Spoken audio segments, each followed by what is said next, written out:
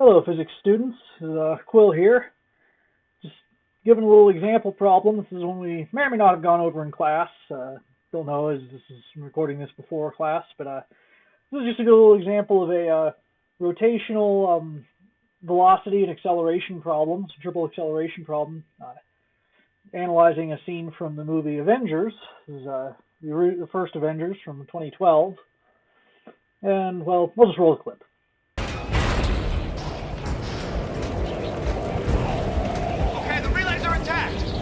Even if I clear the rotors, this thing won't re-engage without a jump. I'm gonna have to get in there and push.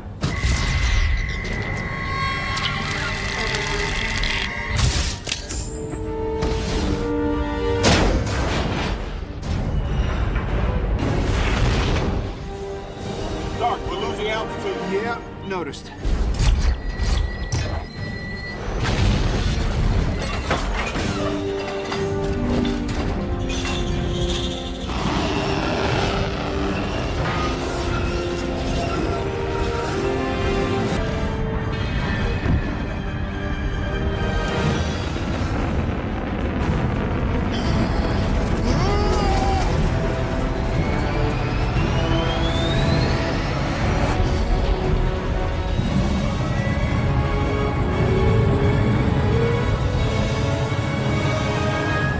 Cap, hit the lever. I need a minute here! Lever. Now!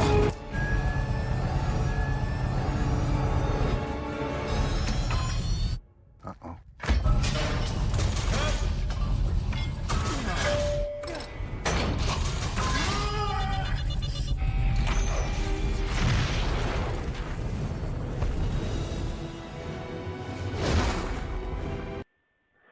Alright, so what do we see there? So Iron Man was pushing the heli-carrier's rotor around to try to get it to spin again after it was jammed. The question is, how much velocity and acceleration did he encounter during this doing so? So the velocity, we know velocity is equal to omega times r. We're just using here I'm using a program called SMath, which makes life a lot easier because it automatically processes units.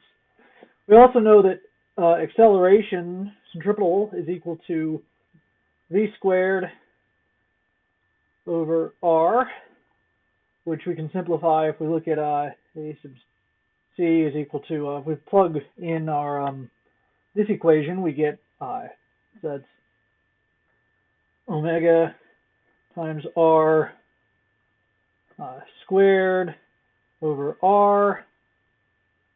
So you notice in this that so we have an r squared on the top and an r on the bottom. So we end up that simplifies to a sub c. This is weird how this arranges things in this program. I wouldn't complain about it. That gives us omega squared times r, because we were able to cancel the r squared on top with the r on the bottom. These cancel, so we end up with omega squared r. So these are our equations. So for both of these, we have a v figure, or we have a omega and an r. No v, but we have an omega and an r. So the question is, how do we get each of these values from the movie? We don't really know the exact diameter of this rotor, but we can give an estimate based on comparing it to the size of this jet here. Don't know exactly what that is, but it looks kind of like a Harrier jump jet, which I seem to recall seeing elsewhere in the movie. That's about 15 meters long, and this rotor here is roughly 4 times the length of that jet. So we can, thus, that gives us a nice easy number of 60 meters across diameter, so that gives us a radius of 30 meters. So I'm back into this. We have r equals 30 meters. All right, so we have our r, but now we need to find omega. And here we can use a nice little trick. All right, so if we look at this frame by frame, we'll see that he advances roughly a third of a rotation per frame. And being that the cinema movies typically have a standard frame rate of 24 frames per second. So roll and rotation is 3/24 of a second. All right, so we have that it takes 3/24 of a second for rotation. So we're trying to find omega. So omega is equal to radians per second. We'll just have it as S, radians per second. And we have,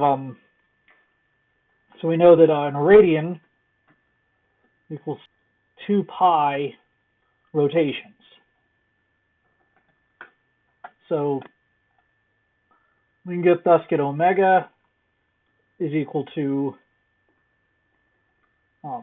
2 times pi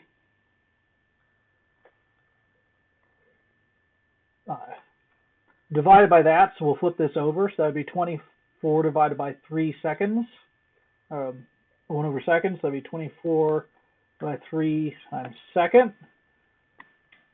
So that gives us about 50 radians per second of rotation. So now we have our radius and we have our omega. So now we can do velocity is equal to omega times r. That gives us about 1507 meters per second. We notice that this program handles units automatically, which is really helpful. And an even nicer thing about that is we can then ask it whatever units we want. So V, by default, it gives us meters per second, but we can ask it for miles per hour. So that gives us about 3,300 miles per hour. Just for context, what Mach is that? So we know that V sub sound is equal to about 340 meters per second.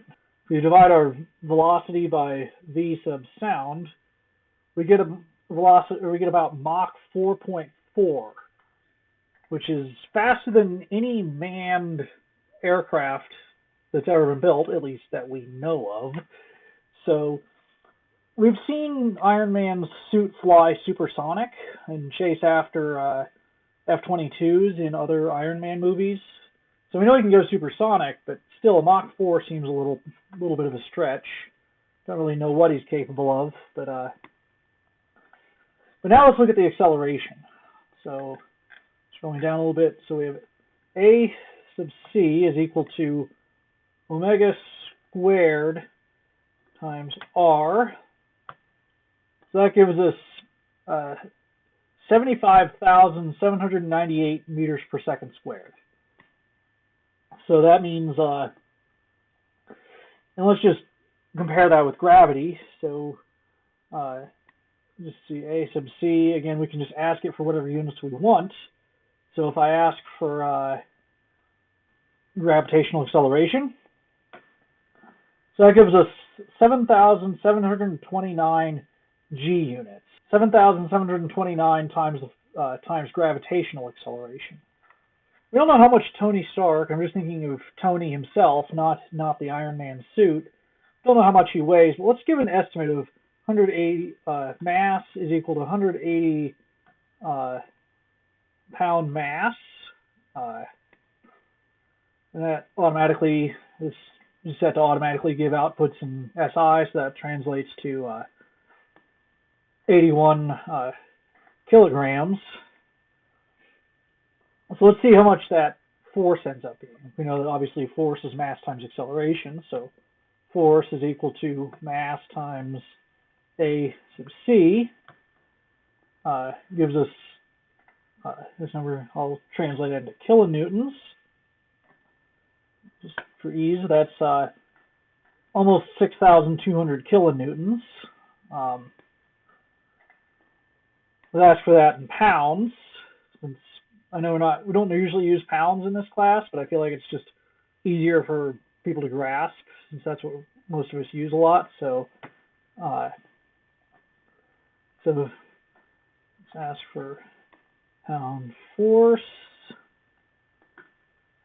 It's 10 to the 6, and we'll see if I ask that not in exponent form. That is 1,391,274 force on Tony Stark's body. And this is the part that I find really implausible, is because we don't really know what his suit is capable of, whether it could go Mach 4 or not, or if it can handle this force. I mean, it's obviously done things that are beyond the known capabilities of any known technology, but presumably there's still Tony Stark inside that suit, and he's being subjected to that acceleration. Really, no matter what the suit does, if his body is inside there, he is going to be squashed by this much force. Just for reference, that's about the same weight as a fully loaded Airbus A380 at takeoff, squishing down on his body. And Tony Stark, unlike a lot of the other characters, is not a superhero. He doesn't have any physical capabilities beyond a normal human. His suit does, but his body is still a normal human body, which would be squished into goo by that. So, pretty much answer is he's dead. There's no way he's going to survive that, unless he did like he did in Iron Man 3 and was controlling the suit remotely. If these movies had any logic to them, he'd always just be hanging out in Stark Tower and making his suits do his bidding, without ever subjecting his body to any danger or abuse. But it's a movie. So that's the answer to that. Tony Stark's dead. Didn't make it to Infinity War. That guy's been through a lot. Anyway, hope you found that interesting.